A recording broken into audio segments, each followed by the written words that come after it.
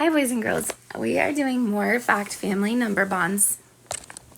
And remember, these are so easy because you already have all of the numbers.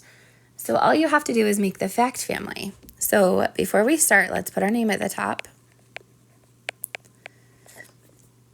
And then let's look at the first number bond. So today I'm going to do 2 with you, and then I want you to try 2 on your own.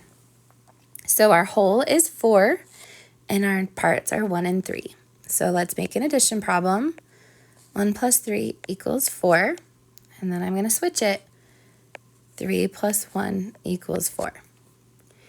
Now in the next part, I'm going to put the whole first because we're making a subtraction problem. So 4 minus 1 equals 3. And 4 minus 3 equals 1.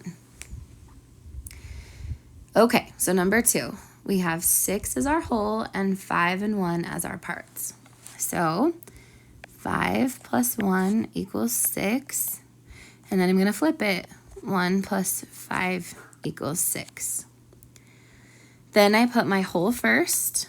So 6 minus 5 equals 1. And then I flip it again. 6 minus 1 equals 5. Okay. So here's what I want you to do. I want you to push pause, and I want you to try number 3 and number 4. And then when you're finished, flip it over on the back and push play. All right, boys and girls, so you finished the other side. So we're going to do our 4 family today. So let's fill in the top. 4, 5, 6, 7, 8, 9, 10, 11, 12, 13, 14, 15, and 16.